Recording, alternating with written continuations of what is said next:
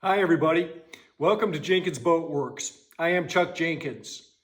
This episode is going to be our last one in our series on building our San Marcos stand-up paddleboard by Jarvis.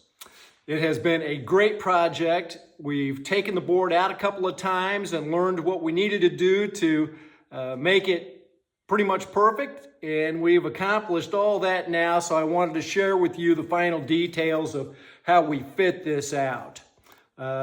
Big shout out to Jarvis. If you haven't been on their website, check it out.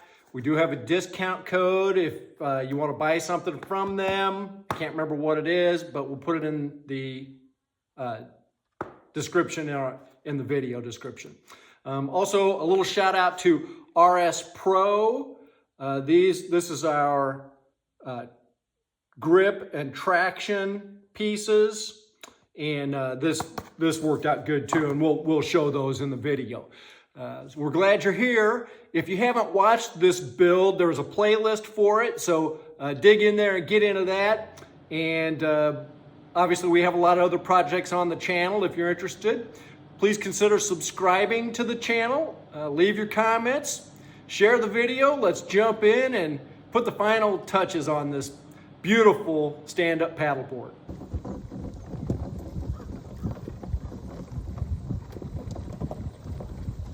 Coming up to the boat shop.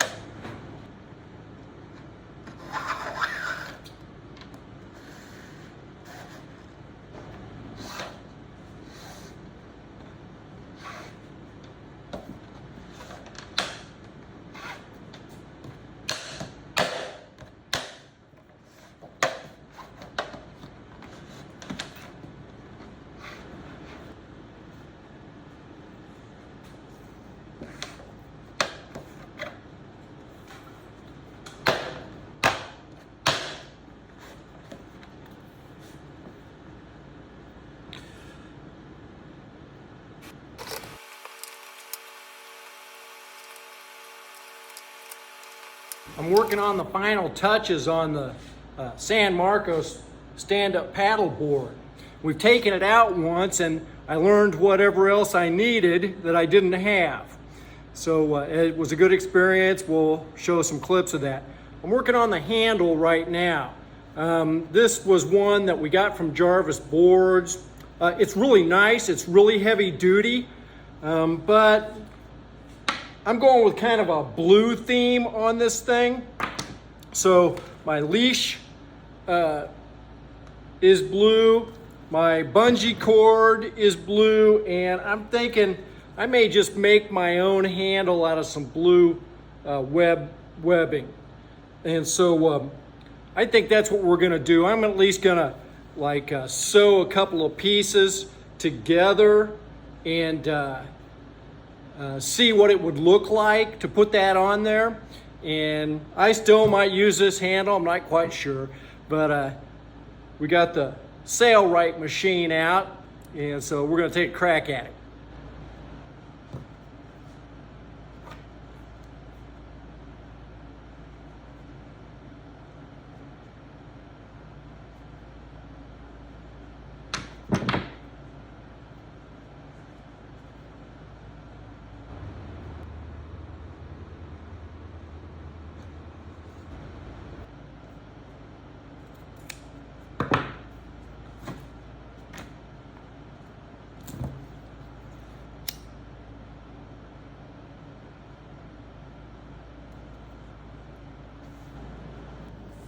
It's been a minute since I sewed with this thing.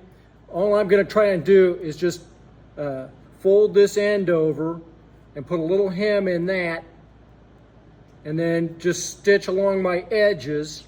Maybe put a little bit right in here. And I think I got the bobbin pulled up. We're getting ready to see if this thing works. Like I said, I haven't used it much lately. You know, any fraying of this material, and I want that pretty straight. Okay, good, let's back that up. Oh, I like that. Let's see if I can just come right straight on down the side of this.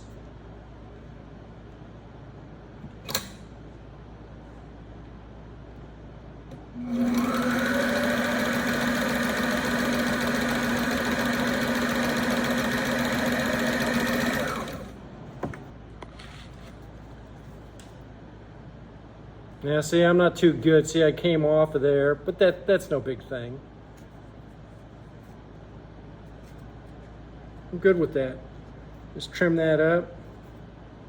Yeah. I think we're good. I think I can just probably screw that down. You know, I have some leather. I might cut a little square and put on the edge of that. It'd be something for us to go through when we screw in. Let's see. I had to go back and look at episode number 8 and kind of figure out where my internal blocking was. And then I remembered that I had drilled holes in this, and you can still see that little black dot right there. There's blocking underneath that.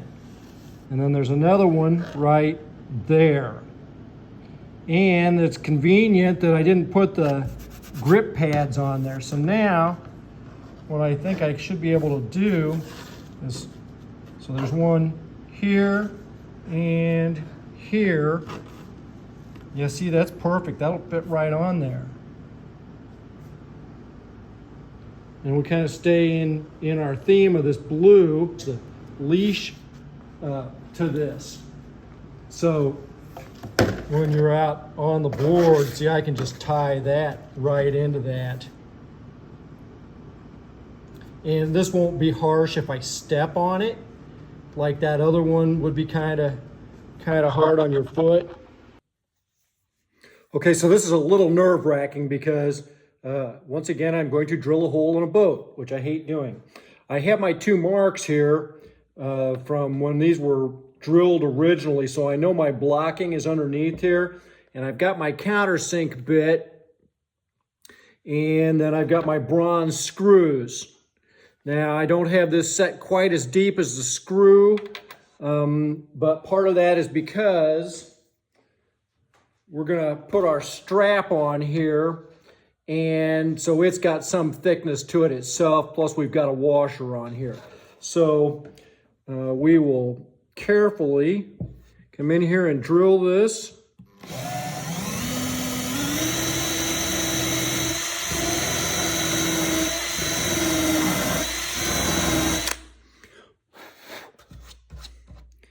And this.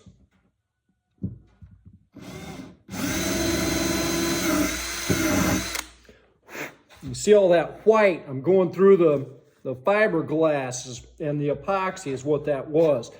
I don't know if we're going to be quite deep enough. I'm going to test this screw in here and see if it's hard to screw it down into the mahogany. I know that it's mahogany blocking down underneath all of this.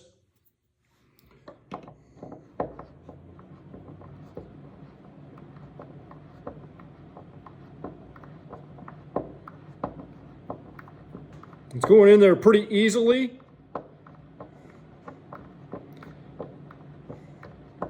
I don't think we're going to have to drill that out much. Yeah, I'm good with that. It's pretty tight. I'm going to assume this other one is too. Let's don't assume. Let's just make sure.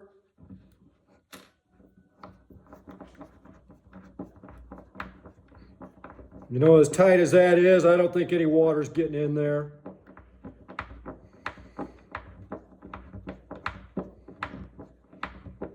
That one feels a little bit tighter, but I still think we're good.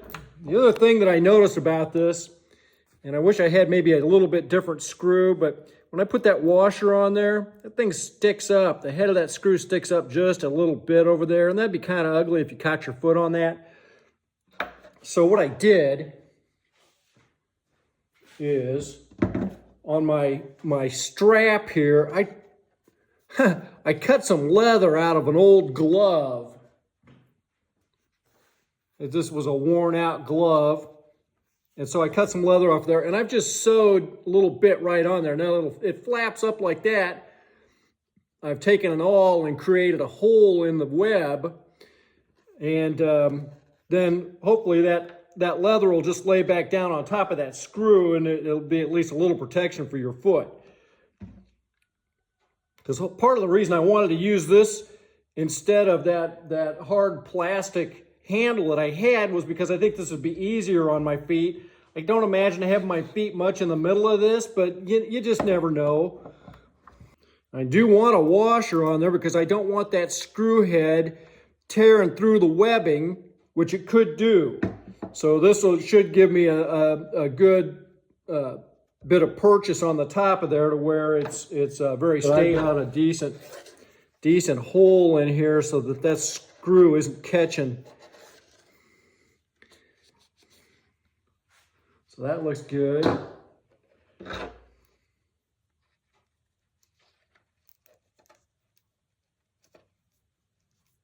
I've used the power driver before and had the fibers of my webbing.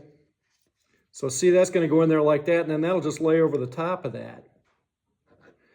But I've had my fibers get all tangled up in the thread. And one of the things I want to do with this is I want to make sure that where that's in there, we've got a little bit sticking up. We've got a handle we can grab onto. I am going to take this one and put it up just about as far as I can up here. And we did sew this so it's a double thickness.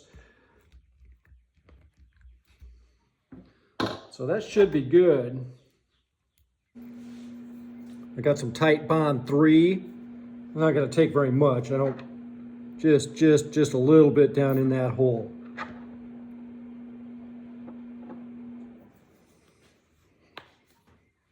Now, it's not going to hurt if a little bit of that gets back on the underside of that web. I'm okay with that too. It would have a tendency to kind of glue it down on there.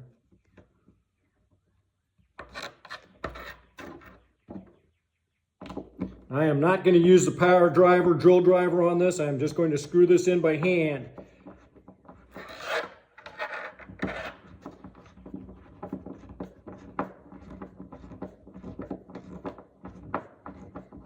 I don't want that completely tight because I want to be able to move this over and put this one in.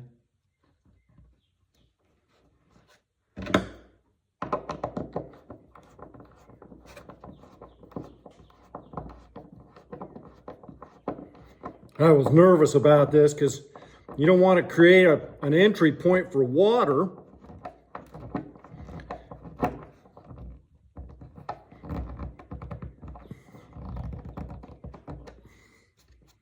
Yeah, I like that. We got the board fitted out. We got our handle on, leash, the leash is there, and our bungee cord up in the front so you can shove your paddle under there. We got our grip pads on here, and we got these from RS Pro. They're sort of hexagon shaped, and I had taken this out and stood on it a couple of times just to figure out where I needed some traction. And this board is smooth and varnished, and it's when it's wet, it's slippery. We did have one other thing that I wanted to talk about, and that is our air vent. This board is completely sealed. It's air and water tight. So if you get out in bright sun, the air inside here will expand and create a lot of internal pressure. So the idea with this is that it's supposed to be like a little Gore-Tex plug that screws down in there. And then it's got these little vent things in the cap.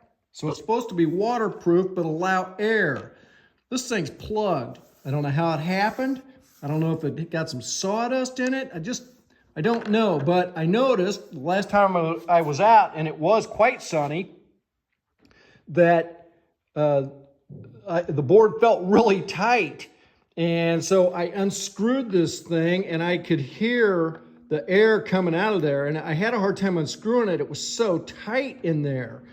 So anyway, I've tried blowing this out with some air. I tried sucking out whatever with a vacuum, and it just doesn't work.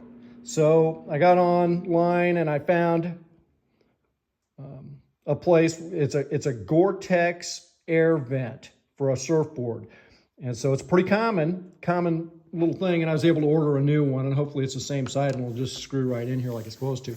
But what I noticed now is I can actually feel some little ridges along the edges of some of the seams here, where I was getting ready to have a serious problem with this thing maybe popping or busting out a seam.